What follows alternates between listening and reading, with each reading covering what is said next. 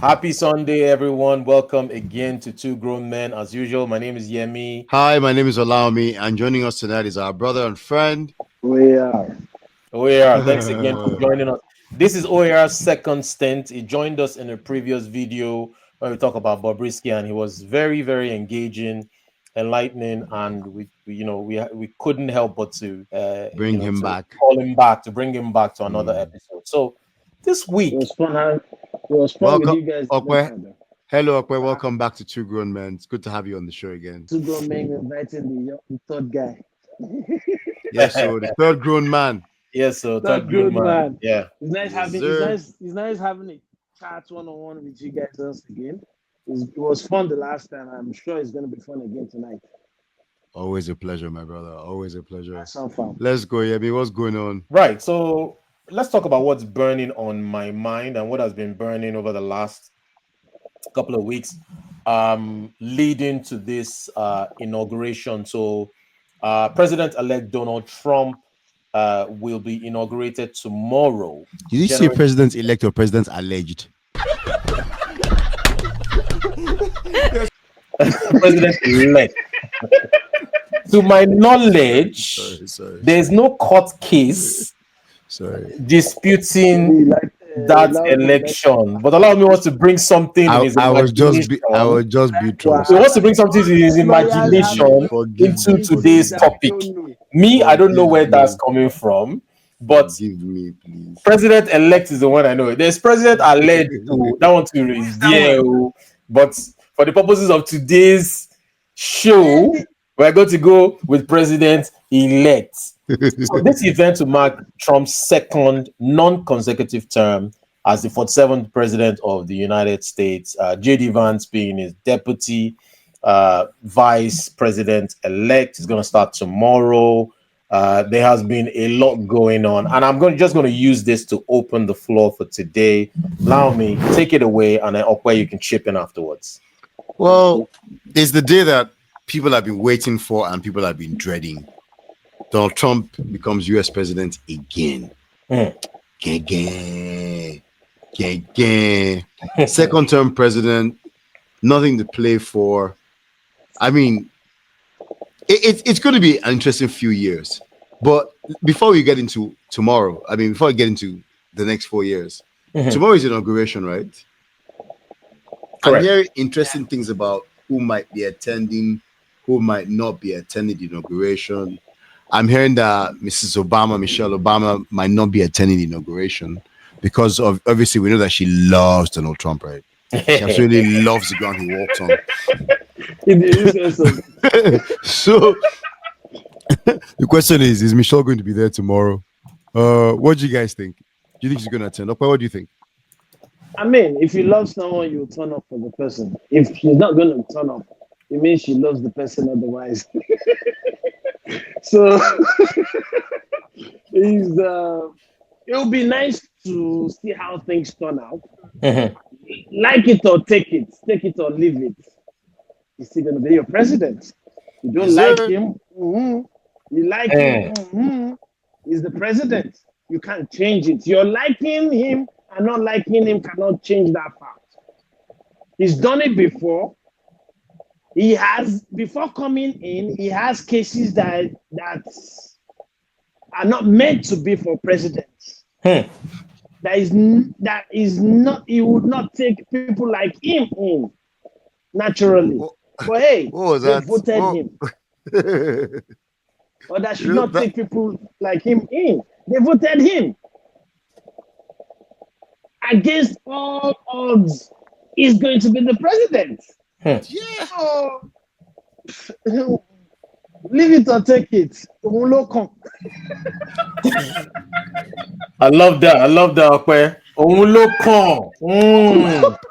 Taking our nice one. Hard to argue against, man. Bro. How do you dispute that? Oh, look, common. Oh, look, indeed.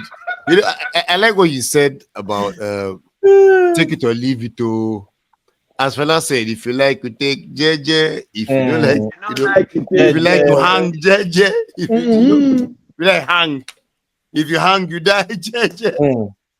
He's the president-elect. You know, they will carry your body go police station. You die wrongfully. Bottom line, chap. He's You gonna be like it, president. you don't like it. You voted for him, you didn't vote for him. Doesn't matter. For the next 4 years, he's I president. mean, It's him and I JD mean, Vance. he's making wavelength. He's making a lot of headlines. Just yesterday, was it yesterday night, Saturday night or Friday night? One of the two of them. He dropped a coin, a meme If he coin. coin, no. Oh That yeah, crypto yeah, coin yeah, yeah. Oh in yeah, oh 40 yeah. in 12 hours. That coin has risen from $0 to almost $200. Really? Yes, Yeah. that coin is moving fast. The They crowd are should be epic. saying people are buying it.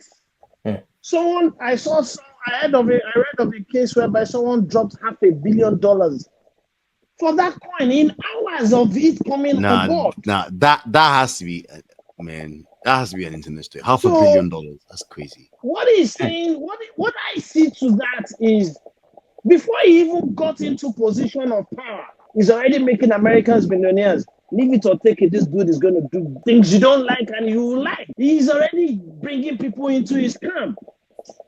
There's nothing anybody can do about it. He's the president-elect. Have you seen his new picture for his office? The picture, what they call that picture for the official picture. The official portrait. The official portrait. Yeah. Official portrait. Have you seen his official portrait? No, I haven't seen this. What, Trump? My God, you need for Trump. No. You should see that portrait for Trump, man. That thing is blowing up the internet. That picture, the photographer did a fantastic job. It looked mechanical, as in it looked metallic Trump. Very fantastic, fierce looking, handsome dude at his old age. He's different from the norm. So let me come in. So why is he scowling in he's scowling in his picture? Yes, he has to scowl. So let me come in. So let me ask the question: why is Michelle not attending? Actually, we don't know. She hasn't. Her office didn't give a reason. Normally there'll be a reason, but she's not giving a reason. So one is just. Is it confirmed that she's not attending? It's confirmed. It's confirmed. Okay. That's why there was a lot of controversy over it. But yeah, why is it so controversial? Donald Trump did not attend Biden's inauguration, and he was the president. He was the president handing over to his successor, and tradition has always been that you are present to hand over the baton. That's part of the what's it called now? The principles of American democracy is the peaceful transfer of power from one government to the next, from one administration to the next, and so. And this part of the symbol of that transition is the physical handover, the handover ceremony, where the outgoing president hands over to the incoming president. Donald Trump didn't attend now. So why? And I don't think anybody elected Michelle Obama to any political. So for me, it's not a big deal. Why she should attend? For me, it's not a big deal. What's that office again? She was never elected to any office now, so she's not a first lady. There's no election with the first lady. The first lady or first gentleman is there because their significant others won an election. That's the only reason why they're there. Anyway, so for me, there's even more of the. So let's just move away from that. I'm even more concerned from an economic point of view. That the presence of high-profile figures such as Mark Zuckerberg, Elon Musk, and Jeff Bezos, combined net worth close to $1 trillion, are fully backing Trump. They're going to be placed in front row seats. That, for me, sends a powerful and polarizing message from the aspect of business and innovation. So the attendance are like highlights for me. Big tech and business leaders, the EV space with Tesla, SpaceX, etc. Then you've got Zuckerberg also possibly benefiting from TikTok's recent ban which started I think yesterday or today in the US. There will be no more TikTok in the US. So you have to think about their competitors. What do they want to bring in that space to rival TikTok that is no longer going to be in America? Of course, we can still access it in Nigeria and other parts of the world, but it just is pretty much a US ban, and obviously Bezos as well. So for me, that tells me that they are fully in support of this dude. But what does that mean for business? Not just from an American perspective. Is it just for them and their businesses for them to continue to grow higher? Is it prioritizing billionaires over the ordinary citizens who are deeply affected by policy decisions? And what are the implications? What does that say about economic growth? Does that say anything about economic growth, or it's just we backed you because we thought you were going to be president? Now you're president, and we want to align with you in your administration. Obviously, we're going to get richer, but traditionally, why I'm bringing this up is traditionally billionaires in the US, well, of this kind of magnitude, they kind of like give a little bit of distancing from mainstream politics. So I was quite surprised by Zuckerberg, because usually they would give money, but they would do it labelle. For those of you who don't understand, labelle is just behind the scenes. They are political, but they pretend they are not political. I'm a businessman. I have nothing to do with politics, but then they are supporting. But this time, they are sending like a message that, dude, we're with you. We want to be, and I even heard that Musk is going to get some kind of cabinet position. So there's this closeness now with business and politics, which has always been there. But like I said, a lot of business people try and distance themselves just in case you go and back the wrong candidate, and then you get frozen out in the next administration. So, guys, what do you think about that? Tommy. Well, let's hear from you. Yeah, okay, let's hear from you. For me, yeah, like I said, starting out, this dude, he wants to create a legacy for himself. He knows they don't like him. Yeah. He knows Americans don't like him. He knows some Americans don't like him. But by judging by the votes, they actually do like him. Because I mean, how would you vote in someone you don't like? And it's going to rule you for another 4 years. And you claim you don't like him. So he knows they like him. It's just that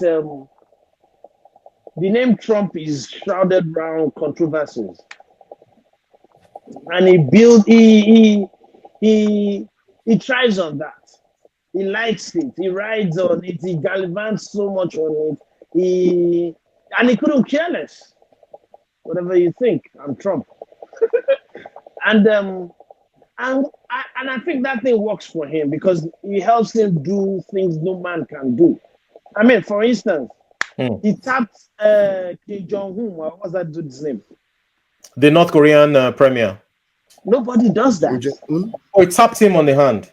Yeah, he tapped him at a gathering. He tapped him. Nobody does that. Who are you to do that? Who can? Why not? Why not? Why not? How can you get that close to him to do that? I mean, him coming in, he said wars will end. Israel and the Middle East are seizing fire. Although Biden is looking to take that glory, but we all know that it's Trump's. He told us categorically the Moscow fight, the fight going on in Russia and the other Ukraine, they will stop. He told us that, and it's happening. It's looking to happen. Come on. And to top it all, he dropped a coin, a crypto coin. Back to the coin. Thing is going like wildfire. Back to the coin. Do you understand? So he's already saying, I'm going to make millionaires of you guys. Let's work. Let's play game. Now, he's not doing something. If you notice what you just said, yeah? He's bringing all the tech boys together. Mm.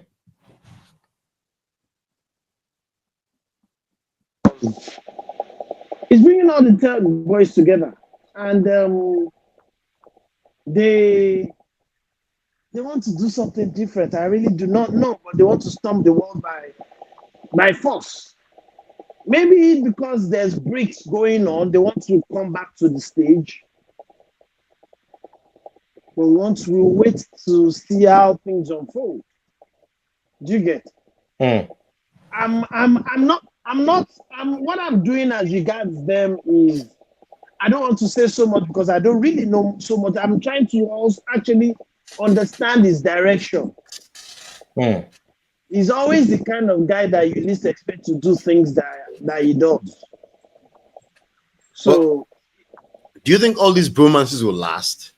Trump and Musk, Trump and the other billionaires. I feel like everyone has the perception that Republicans are good for the economy and good for big business, and that the last time Trump was in the White House, the economy was very good.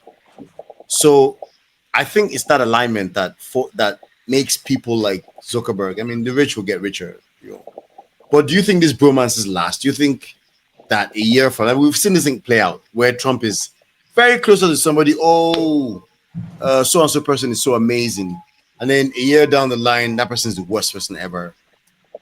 Whether it's Mike Flynn, I mean, whoever it is that's worked for him, I can't remember all their names now, but this is John Bolton, all the guys that have worked with him in his government, that he's at one point they said, these guys are amazing, they're the best people ever, they're hardworking, give this guy a job to do, and he won't rest until he's done it. The generals that were his NSAs and go. And then a couple of years down the line, a year down the line, they're fighting, and he's like, that guy is horrible, he's incompetent, he's stupid, he's this, he's that. Do you think these monsters last? Do you think they last? Okay, so for me, look, it all boils down to interest at that level. It all boils down to interest. No, in the beginning, it might seem that their interests currently aligned because this guy gave $150 million to the campaign. That's Musk, and God knows how much Facebook might not have given money. Zuckerberg might not have given money, but he might have given free advertising dollars in the and then Twitter and Facebook alone, two of them extremely powerful, and two of them are already on your campaign. So that is already giving you an edge in the advertising space and kind of like shaping narratives. But to Laomi's point, so yeah, it might seem it's seeming promising at the moment, but that longevity is quite uncertain. So the interests of these tech leaders around things like the regulation of policies, tax cuts, infrastructure development, once these things start to conflict, right? When Trump's policies conflict with the long-term goals of these leaders, they will fight. They will fight, right? So, for example, using an example, Musk might clash, and this is hypothetical. They might clash with Trump over maybe climate policies. Trump has been not really into the climate change thing from his first stint into 2016. So if it deviates from like the green energy goals that Tesla has set out for their own long-term goals, they could cause a clash if the policy conflicts with the internal policies of Tesla. As an example, if Trump's administration starts to regulate big tech, right, or starts to look at maybe censorship, that can also be a conflict of interest. So conflicting agendas basically is one of the reasons why it might not last. Then the one that is most important, all that one I'm talking about is English. Ego. I was seeing now. No, I'm warming up. I'm warming up. Let me speak my English first. Ego. Ego is even bigger than all the things I've said. Because ego, even if somebody aligns with you, it could just be something you say. The person will just flip. So all these guys have strong personalities. Okay. The only reason why he said Jim Yong-gu and Trump can go and tap in on the shoulder is because giant and giant, elephant and elephant. Who are you? I'm American president, you are North Korean president. Nothing they happen. There's nothing you can say to me. That one to saying there's nothing you two can say to me. So there's nobody shirking, there's nobody sort of like being meek in the eyes of the mighty. So the ego clash in terms of differences in their vision or perceived slights, like I mentioned, maybe somebody makes a strong statement, a strong public statement. Okay, the President Trump is saying, but you didn't clear that to the Department of Trade. Why would you come and make that kind of statement? How do you know that we're happy with it? Oh, why should we be clearing it with you? And then boom, it could be something as simple as that. Before you know it, their relationship starts to diverge. So I'll just leave it there. In terms of why I think it will work and why I think it won't work, but it's a toss-up. Really, it's uncertain. You know, when you said now, I think you left out the fact when you said ego, I think you left out another key side to it, which is loyalty. Trump believes very much that people should be loyal to him, and loyalty in his own case is almost akin to subservience, right? And they don't work for him. And these guys are billionaires who are loyal in that sense to nobody. They don't have to. You're talking about 2 or 3 of the 10 most powerful, 10 wealthiest human beings on this planet. So you can, at the point where he seems to demand loyalty, I think, like you said, ego. But to narrow it down, it's at the point where you think somebody needs to be loyal to you, and the man is thinking, what do you mean by loyal?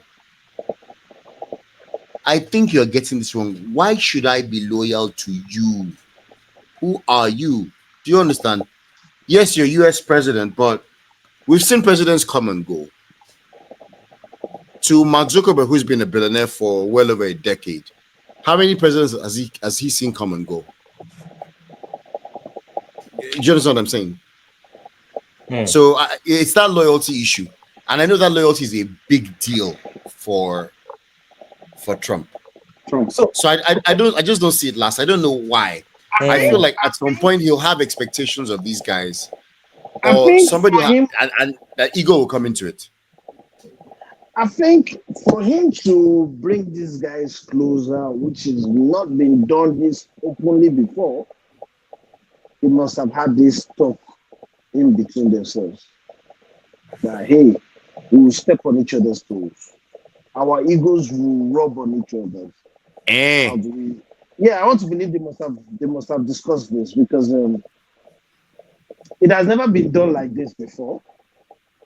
That they may be having closed door meetings that we don't know about, but bringing them to everybody's face. Control seat. Yeah, it's loud. It's actually loud. Well, the thing is, don't forget that in Trump's first term, he had quite a few very, very wealthy people in his cabinet. Do you remember? Yeah, but not I think he had a couple of not billionaires. These guys, though, not this kind of guys. Not this kind of... but he had a couple of billionaires in his first cabinet. True. How did they work out then? Doesn't matter. My point is that him being so closely linked with the uber rich is not strange in Trump world. It's not strange. So even having him this close to his government is not strange in his world. Touching on your point of loyalty, Lami, the thing is, you have to realize that at this level, the kind of loyalty we're talking about at this level is often transactional. It's not personal. It's business. It's often transactional. You think Trump knows that? Oh, let me let you know what I'm trying to say on this. No, I'm sorry to jump in. Okay. So so Trump is thinking, but remember, like, unless there's a specific cabinet position, which I alluded to earlier with Musk. I think I read somewhere that Musk was going to get a cabinet position. He got one already, isn't he? Isn't he head of the Doge agency? So if he's head of a Doge agency, then he's in a dual role really. So he has his businesses that he's running, and Trump will expect some kind of loyalty because you've accepted a cabinet position. So you're not coming on as somebody who wants contracts. You're not coming on as a consultant. You're not coming on as a third party some person. You are actually now in my government. So to an extent, he will expect some kind of loyalty from that. But for me, I think that loyalty is probably still going to be short term. It's going to be short term because there will be a honeymoon phase, which is what will probably happen in the next maybe 6 months to 1 year of this presidency. We have the front row seats, but then remember that this loyalty is also contingent on what was already agreed. So, OAR's point of have they not discussed? So, what have they discussed? We don't know that. So, it could be things like tax cuts, like I mentioned earlier. It could be favorable, most likely favorable policies for their industries, as for us to support you this openly, whether we're opening the algorithm for you. I'm not saying that happened, but or whether we're giving you direct tax dollars in terms of advertising money to be able to do a lot of adverts on Twitter, X, and Facebook, or direct cash, as Moss did to the campaign to say, okay, use this money to run your campaign. But we all know that that money is not free. That money is not free. They want a return on their investment. They want a return on their loyalty. So that's already telling you that that loyalty is transactional. Now, to your point, allow me, I think long-term loyalty is unlikely. To your point that you made earlier, it's quite unlikely. Why do I think it's unlikely? Because policies change. Policies change. The policy you set in your first year might change in your third year because maybe interest rates have gone up, maybe different things have happened. Another war happens, God forbid, things that might happen that will change the economic climate that you did not know at inauguration that will start to bite you in the ass maybe 2.5 years later. So if those policies don't continue to align with the interests of these three men and other billionaires, by the way, loyalty will take a back seat to their business priorities. So, for example, Zuckerberg could distance himself if Trump's rhetoric stirs controversy around big tech's role in society. If he starts to say big tech is too influential and they are infringing people's privacy and they have to be reduced or they have to be broken down into smaller companies, that's a direct threat to him. So how do they now still continue the bromance when a policy is directly impacting your ability to grow or your strategy? So short term, there might be some. Long term, yeah, it might be tricky. Okay, anything to add? No, I mean you've said it all. It's just for us to sit down and watch and see how everything pans out. I just believe that for those guys to come on board, they've had their agreement. They've tabled all that they need to discuss and hey, these are my boundaries, don't cross it, we don't cross yours. And they have a good working relationship. That's what I see. Okay. I think we kind of like flog this one. Once again, I want to appeal to everyone watching us. We're two grown men. Tonight we have our third grown man up there with us. I want to appeal to you to please like this video, subscribe to this channel, and please share it with anyone whom you think might enjoy it. We're also inviting you to come and join us. The way Upware has done tonight and previously. If you want to join us, please drop us a message at 2grownmen@gmail.com. We're on Twitter X as 2grownmen. We're on Facebook. We're on Instagram as 2grownmen. So please, we'd like to hear from you. Send us a question, send us a comment. Or if you want to be part of the show, by all means, send us an email and let us know that you want to be part of the show. Thank you very much. Absolutely. Thank you very much. Signing out. See you in the next one. Thank you very much. And good night. God bless you.